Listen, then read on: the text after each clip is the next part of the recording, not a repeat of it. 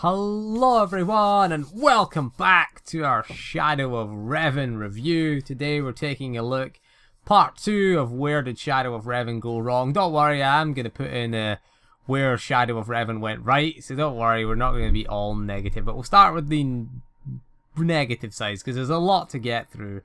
We're going to talk about gearing today. Oh, gearing was fun, particularly if you're a DPS. It was a pain in the arse to gear in this expansion. The biggest reason for that is there was only one raid tier. I mean, that really did not help us with gearing at all. I mean, usually you get a second tier launches a few months into the expansion, and it makes things generally a little bit easier in terms of gearing, and it gives us a little bit of leeway. But the biggest problem, if you were a DPS when it came to gearing, was accuracy. Accuracy was just a millstone around your neck.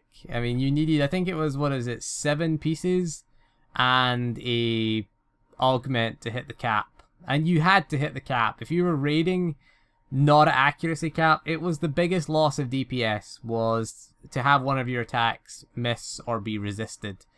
And, you know, you had a 10% chance, basically. If you had no accuracy, you'd have 90% melee or ranged accuracy, and it would be 100% tech or force accuracy, but you need 110 tech or force accuracy, because every single enemy that was above elite, I think it was level 51 or above, any enemy that was classed as elite or above, which was every single raid boss. I think all of the trash in every single raid is elite or higher. Bosses are champions, of course, which is the highest rank in the game that an enemy can have. So of course every enemy above that had a 10% chance to resist your force or tech attacks. That's why you had to put it to 110%. However, it didn't really affect the amount that you needed. You still needed it for your melee or ranged abilities to miss.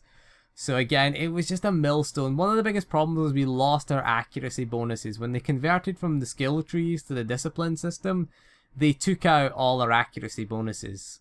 And it really did hurt us. It was, 7 pieces plus an augment plus the companion bonus, or 8 pieces plus an augment if you didn't have the melee tank companion bonus. It was required to grind out affection with your companion because you needed that 1% accuracy boost. It was required. If you wanted to do any serious sort of PvE, then you really needed to cap your accuracy. And one of the biggest problems was it took up so many gear slots to get to the accuracy cap that it left us such little room for maneuver when it came to our other tertiary stats, namely our alacrity and surge. And most of the time you're like, I've got so little surge because I've spent all this time, you know, trying to get my accuracy to cap, that what the hell am I gonna do here? Because as a lightning sorcerer, I'm sitting there with like 64% surge. Like, Jesus, this is fucking terrible. This is hard. Okay, I've capped my accuracy, but I really need surge. And what do I get when I win a set bonus piece? Oh, it's power alacrity. Useless as a lightning sorcerer. Okay, alacrity, totally useless. Again, it's Force Lords. It's only 1 piece. I mean, for madness, yeah, I want alacrity. Probably want that because you run into force issues. The healer spec, definitely. We definitely want that alacrity for the healer spec. Lightning, we want surge. Okay, we really want that surge. If we're below 70% surge, lightning is not really viable, to be honest with you. The only way you would take alacrity is if you hit the diminishing return point on surge. That's it. And a lot of the classes in Shadow of Revan, and I think in the previous expansions as well, a lot of the DPS classes had auto crit abilities, which kind of diminished the value of crit. I've had certain classes where we were like, nah, why do I need crit? And you're like, oh, this piece of gear's worthless, it's got crit in it. You know, some classes benefited more than others from critical strikes, but classes with auto crits, like again the lightning sorcerer, you know, sentinels, people built sentinels without any crit in them and got good results out of it. You know, building alacrity sentinels seemed to get decent results. I don't know if it still does right now, but it seemed to, you know, at the time when sentinels were pretty bad. I don't know, I haven't played Sentinel or Marauder for a while, so I can't really comment on that, but a lot of people are getting good results with that. And again, surge is, if you have an auto crit surge, basically 1% surge is 1% damage. So, well, on your auto crit ability. So, you know, Thundering Blast we'll use as our example. If you've got, you know, 70% surge versus a sorcerer with 75% surge, which is kind of the diminishing return point, then it's 5% more damage per Thundering Blast that they are going to do. On average, of course, because obviously it's random number generators that are random numbers that are crunched. But on average, every roll that they get for the damage is going to be 5% higher, because of course it's going to automatically crit every single time. And of course you're going to keep your affliction up. Of course we are, because, you know, it makes it an auto crit. So why wouldn't you really want to take Alacrity? The only reason you take Alacrity, again, is if you hit that 75% and hit the diminishing return point. But again, it just felt so static gearing. I mean, as a healer and a tank, the tanks were, you could experiment around a little bit as a healer or a tank, because you had plenty of stat budgets. There wasn't an arbitrary target that you were trying to hit. Like, you didn't need to have, say, 7% Alacrity. You know, if you were at 6.6% Alacrity, you could maybe get away with that. Or if you were at 72% surge instead of 75% surge, again, you could maybe get away with that, because again, there was plenty of room to maneuver. And again, you can experiment with things like crit. As a healer, as a scoundrel healer, we want a decent amount of crit, because we get a nice big 30% crit bonus, of course, to our, I think it's Underworld Medicine that gets a big massive crit bonus. Of course we want that. We want some crit in our as a healer. But generally, I think the problem with power is that it's too good. It needs to be nerfed. I think in the next expansion, nerf power a little bit and buff crit. And also buffing the tertiary stats effectiveness would be nice, especially Alacrity. If you want us to take Alacrity as a DPS, then buff its effectiveness. You got like 1 or 2% Alacrity. You're not really going to notice that, really. I mean, we want maybe 4 or 5%. Maybe put a sort of soft cap, soft diminishing return point of around 10%, so we don't get ridiculous results.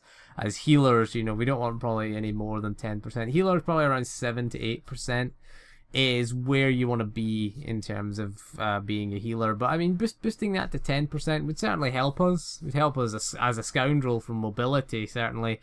Again, it would cut our cast times down a lot, and, you know, give us that mobility. I think buffing stats like Alacrity would certainly be handy. I mean, they came out with 3.2. Zios kind of put right some of the issues with gearing, mainly that Commendations. And the biggest issue with Commendations was, if you're a raider, they're useless. They're absolutely useless. Ultimate comms, useless. Elite comms, totally obsolete. Someone made a comment in the chat saying they should call them obsolete comms.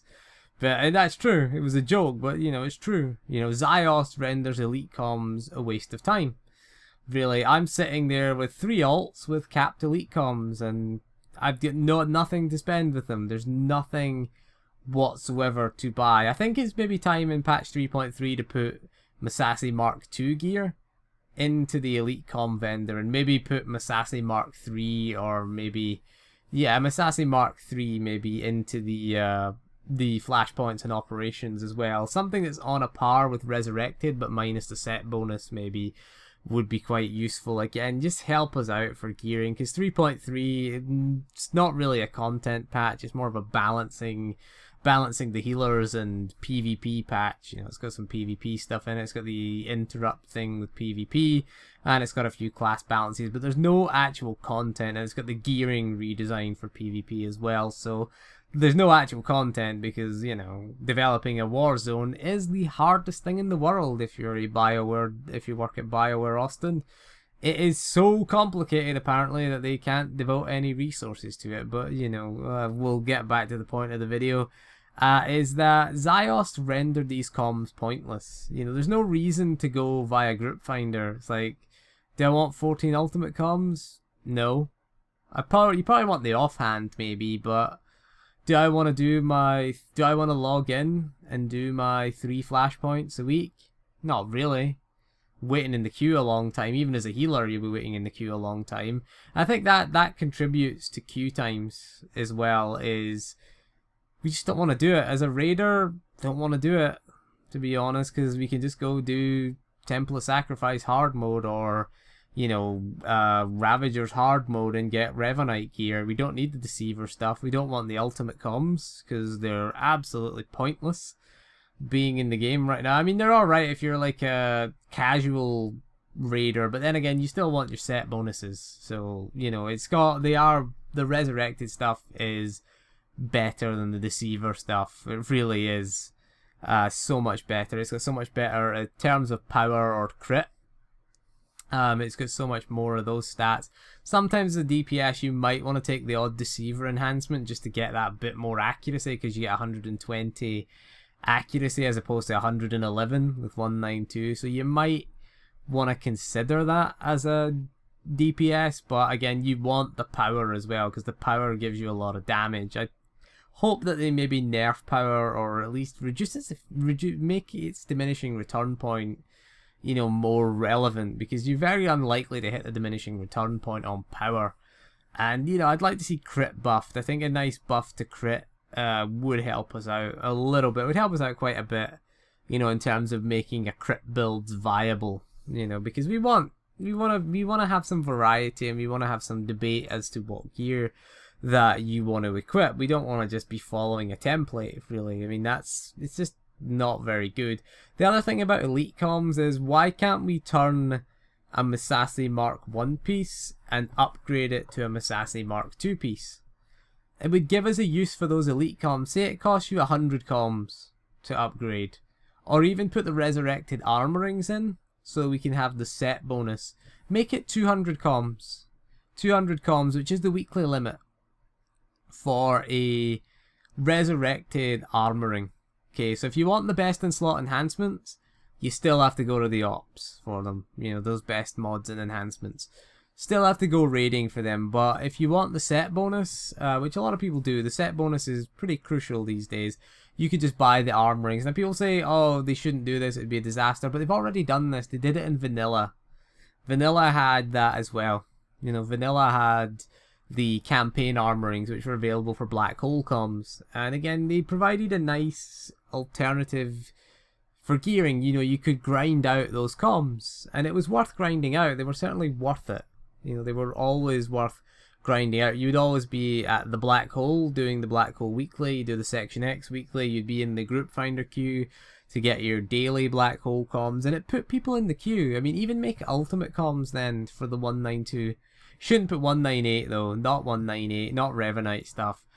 Make it ultimate comms gets you the 192. 100 ultimate comms, you know, it's 150 is the weekly cap. Just give us a reason to log in, and a reason to do the daily flashpoint would be nice, because it would cut the queue times. It would help cut the queue times if the rewards were worth it. If the rewards were actually, you know, worthwhile. But most of your alts, you're like, do I need ultimate comms? Nah. Do I want elite comms? Not really, because the 190 gear is generally better in most cases than the 192. There's very, very little difference in it. The 190 has more of the secondary stat. It has a little bit less of the tertiary stat, so again, it's something to consider if you really want the tertiary stat. But again, the 190 is fine. The 190 is ridiculously easy to get, and again, it just puts us out of that flashpoint queue, which I think is just a big issue. You know, is the queue times are long because the rewards suck. I think that's ultimately that is why. And the gear is not worth grinding. It's not worth putting up with a pug group in an operation or a flashpoint just to get gear that's, you know, not really an upgrade, really. And then the other point we're going to make about flashpoint gearing, I said in a previous video, I think I said it in the, I think it was the time walking video that I said about Blood Hunt and LI dropping tier sets. It would only be the final boss that would drop the tier piece. We've already had this. Someone made a comment saying that people would just grind LI and Blood Hunt as opposed to doing raids. If you ever did LIHM back in the day that was unnerfed to get the Rakata chest piece, because that's what dropped, that was the tier piece that dropped back when Rakata was, I think Rakata was the top tier at one point, I can't remember. I don't know if Black Hole was in the game before Rakata was the top tier, but you had Rakata, Black Hole, Campaign was like the tier. For the tier version of Black Hole, it was 146, but it had the set bonus, and then you had the 150, which was the Dreadguard Hazmat back in vanilla.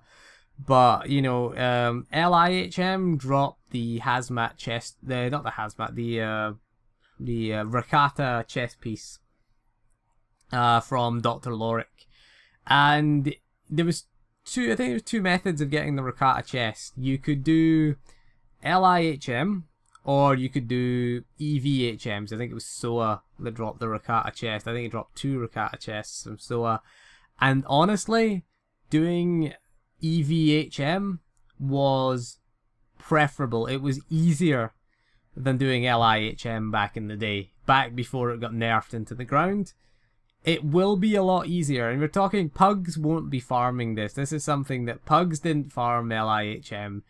Nobody really wanted to farm LIHM because you could be there for hours wiping on that boss. Dr. Lorik was tough. Getting to Dr. Lorik was really tough. The first boss was a bit of a joke, but the second boss and the Savrak or Raksav, whatever the hell it was called, those bosses were tough, and those bosses didn't drop any tier pieces. Just to get to Lorik, it was tough. And Lorik was tough as well. Lorik was a tough boss to down back in the day. So you earned that Rakata gear. But we're talking about unnerfing these things and making them difficult. Yeah, you could just put non-set bonus tier pieces like a resurrected implant or something, for example, in there. Put implants or relics in there. I think I wouldn't put them in Group Finder. That would be my explanation. Don't put them in Group Finder. Put them into... Don't just make them puggable. You have to go in manually. You have to form the group yourself. You could even put like a fast travel point so that people could get there quickly. But again, you wouldn't have these on farm really. And by the time you did have them on farm, the gear would be irrelevant anyway. So that's the thing about LI is LI did do that. But honestly, SOA was getting to SOA doing EV in hard mode. It dropped the same tier as EV hard mode, we should point out. And I was saying story mode for my suggestion for those flashpoints. In vanilla, LIHM dropped the same tier as hard. I think Chaos Under Siege dropped the Kalumi chest as well. I don't really remember that. I think it was the Kalumi chest that it dropped as well. So if you did Chaos Under Siege, which was a little bit easier in hard mode. Again, you could always do LI normal as well. But I don't think that dropped any tier pieces, to be honest. I think LI normal, I don't remember. Did they drop Taiwanese gear? I think it might have been Taiwanese that normal mode dropped. But again, Kalumi was the tier set that Chaos Under Siege dropped, and so we've had that in the past. And again, Rakata with Lost Islands. So it's been there in the past. But honestly, if you were farming Rakata chest and wanted a Rakata chest piece, you went to EVHM. It was a hell of a lot easier. It was a hell of a lot easier to get SOA down than it was to get Dr. Lorik down to get that chest piece. So anyway, that is all for this video, and thank you for joining me, and I'll see you again soon, and goodbye.